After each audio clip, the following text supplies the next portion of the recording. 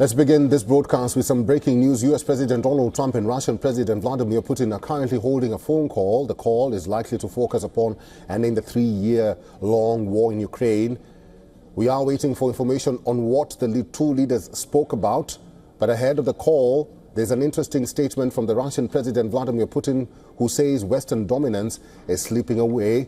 And according to the White House, they say that the call is going on well. The Russian president says the G7, which includes the US and the United Kingdom, are too small to see on a map. Putin then quotes hard fact, says the GDP growth in the G7 countries for 2024 was just 1.9%, while the BRICS countries saw a growth rate of 4.9%. So we have information from the White House that the phone call began at 1400 GMT and so far had continued almost an hour. White House says that the talks are going well. The information is slowly trickling in from the White House. Remember, the last time the two leaders spoke for 90 minutes before the call, it was reported that Putin will demand a halt on all weapons deliveries on Ukraine or to Ukraine during a 20 or a 30-day ceasefire proposed by Trump. Now, during the weekend, Trump said that Moscow and Washington are talking about dividing up certain assets, such as territory and power plants. The statement raised concerns in Kiev and European capitals that Trump could cede too much ground to the Kremlin. Ukraine has agreed to the Truce plan, but it all depends on what Putin wants. Both Kiev and its European capitals are saying that Putin is stalling the truce. UK Prime Minister Keir Starmer said he had spoken to Trump ahead of his call with Putin. Starmer said that he urged Trump to keep Ukraine in a strong position. But is Ukraine in a strong position? These are the maps of Russian control in Ukraine. Moscow has occupied swathes of southern and eastern Ukraine. US has made it clear that Ukraine would likely have to cede territory in any deal. Trump has hinted that division of land will be one of the key agenda of talks with Putin. Reports suggest that the Trump administration is weighing recognizing Crimea as a Russian territory. The Russian president has agreed to the ceasefire, but has raised questions on how it will be implemented. But to agree to a truce, Russia will seek freezing the Ukrainian battlefield, with 20% of the territory Russia holds in eastern Ukraine to remain a permanent Russian buffer zone. Putin will seek a formal treaty with the West that bars Ukraine from NATO membership. A permanent truce, not a 30-day ceasefire that helps Ukraine regroup and rearm. Russia will seek an end to the supply of Western weaponry to Ukraine and fair division of land and even assets.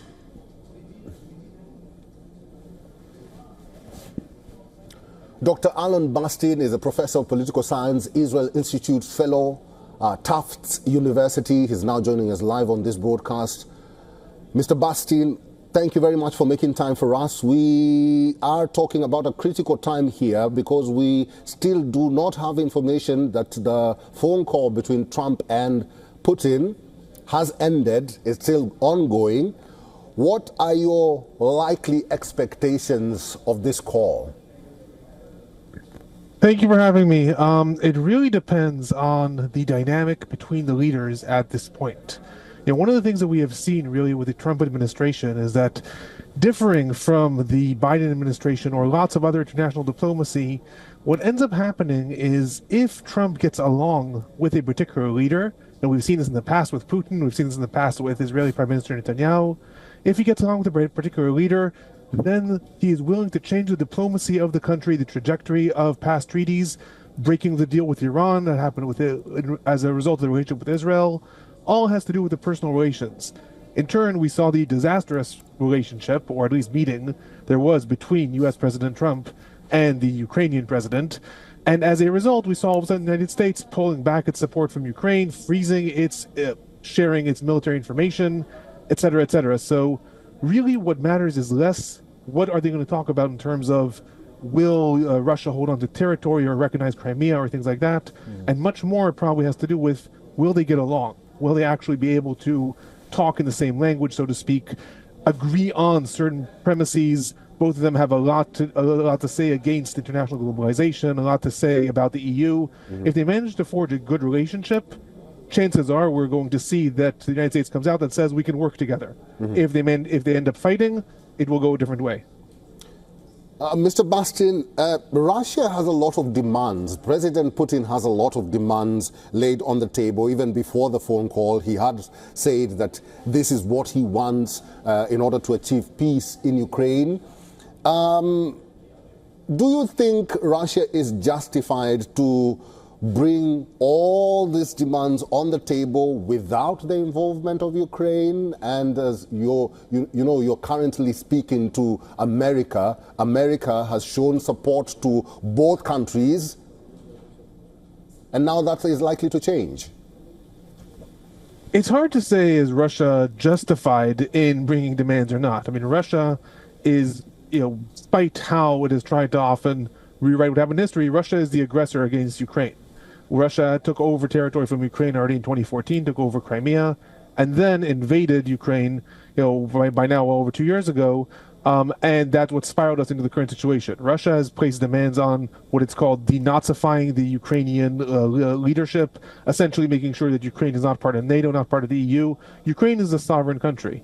To that extent, Russia bringing forth demands of the United States and saying we demand A, B, and C as a guarantee for our peace. In theory, if Russia would evacuate its forces from Ukraine, there would be no threat to Russia. At the same time, what I think is the overall approach of the new administration in the United States is, okay, it's all well and good, and possibly Ukraine is the one who is the aggrieved one, the one who was invaded, but we also have to be practical. Russia is stronger than Ukraine. Russia has nuclear weapons. Russia can escalate this further. So whether Russia is justified or not justified in bringing forth demands and in saying we need a buffer zone in order to guarantee our peace, guarantee our safety, whether it's justified or unjustified, I think the Trump administration is saying that doesn't matter. What matters is the only way to end the war now, which is what Trump wants, he wants to be seen as the one who ended the war, is to possibly say, okay, Russia has its demands, Ukraine has its demands, let's meet in the middle, regardless of if it's justified or unjustified based upon the events of the past. I think it is justified to say that everyone or the world, including you and me, are waiting with bated breath as to what discussions will be made between Trump and Putin. We are still waiting for the final declaration from the White House on what the both leaders spoke about. But Dr. Alon Bastin, we'll have to leave it there. Thank you very much for talking to us today. Thank you. Have a good day.